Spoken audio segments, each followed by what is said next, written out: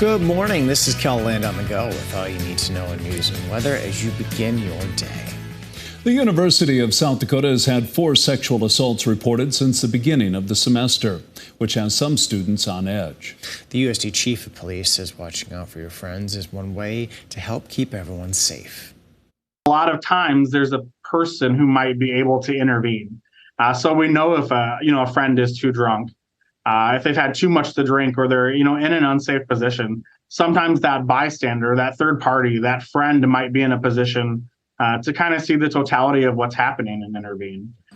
The school offers many programs to educate students along with resources for those who are victims of sexual assault. The Sioux Falls man at the center of a house break-in and fire last month is now charged with arson. Nathan Island is accused of robbing the home of a Sioux Falls couple and setting their house on fire. John and Mary Bucknell lost nearly everything they own. Well, I'll never forgive him. No. I mean, steal my stuff, but, burn my house 2 days later, burn up a brand new pickup I can just park it along the street and walk away. But I guess you'll never understand what people have in their minds. There will be a fundraiser this Saturday at the Gateway Lounge from 1 to 5 p.m. for the Bucknell family. They'll have live music and raffle drawings along with other prizes at the silent auction. Dennys has provided a statement to KELOLAND News about the allegations from 2 black truckers. The 2 men from Philadelphia say a waitress at the Sioux Falls restaurant ignored them and served other customers who came in after them. The regional manager then called police, saying an employee told him the 2 were being confrontational. The truck drivers say it was a humiliating experience. After our story aired, Dennys released a statement saying, in part, quote, "We wholeheartedly regret the incident in Sioux Falls and have apologized to the guests involved." The statement goes on to say, quote, "We have reached out to the guests to resolve this matter in a way agreeable to all parties." You can read the entire statement right here on KELOLAND.com. Now let's turn our attention to weather with meteorologist Scott Monk. Good morning, Scott. Good morning. We are looking at temperatures today that will make the 80s, possibly getting close to 90 degrees for some of us.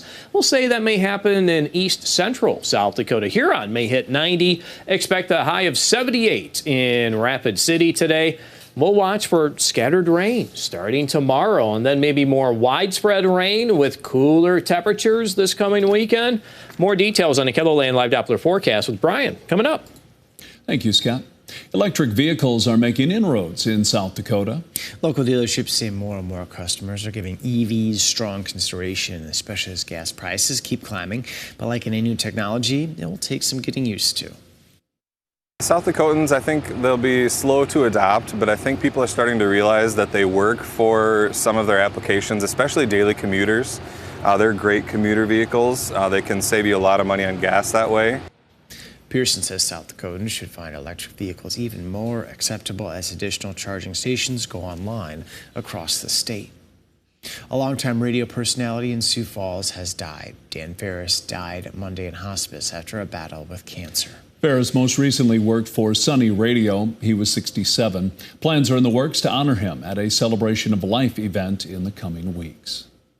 And Shenanigans Sports Bar and Grill will be hosting a fundraiser for a Sioux Falls Roosevelt soccer player who suffered a major injury during a game against Harrisburg last week. Senior Dawson Aberson is the team's goalkeeper. According to the fundraiser, he'll need facial surgery after healing from orbital fractures, including a broken bone that makes up the cheek and eye socket. You can find more details about the fundraiser scheduled for October 1st in a KELOLAND.com original online now. As a look at some of our top stories. Now let's get one last look at your weather with meteorologist Brian Karstens. Brian? All right, our weather update today looks like a warm day, a breezy day for many. We've got temperatures back to the middle 80s in Sioux Falls. We think that any rain chance that does appear could be possible in the far west, although I would say this might be a little overdone, but it gives us at least some ideas to think about even tonight with some opportunities of scattered rain in the Black Hills region, even out to Pierre. We may start the day with some rain on radar. We still think, though, a lot of this will tend to stay west of Sioux Falls, even though some of the modeling is trying to push it a little farther east. I would kind of say at this point we'll keep that limited in its scope. Obviously, we'll be looking at this, or at least looking at a bigger perspective coming up this afternoon. So keep an eye on that. But certainly you see there by tomorrow afternoon, there's more rain coming in here to this picture in central South Dakota.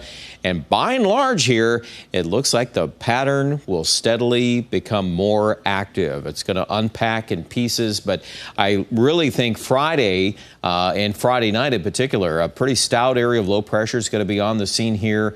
We should break out thunderstorms along that main cold front in central Nebraska, and a lot of that should pivot and move northeast. So that's one important window of rain chances. And then a secondary shot comes into the picture here for Saturday night.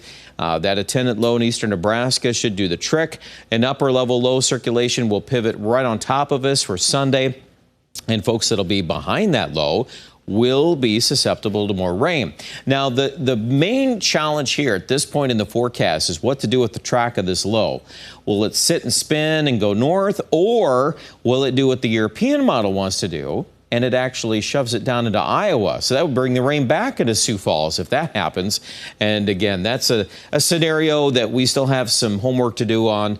But I do think that merits watching, because we may linger that chance of rain a little longer because of that possibility.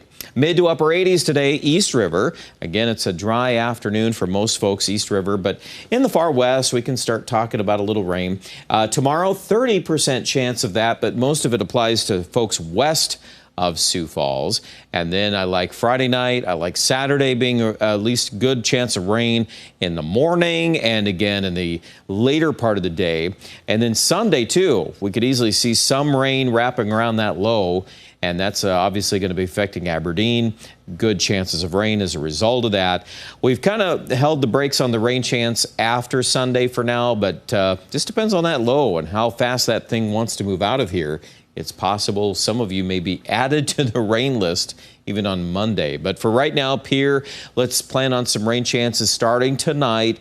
Tomorrow, it's a 40%, 70% chance on Friday. And excuse me, here for the west there, Rapid City, pretty good odds. We're going to start picking up some rain chances tonight and tomorrow, and especially Friday and Saturday. So wet weather, that's the big story. Check out more details online at KEVLAND.com.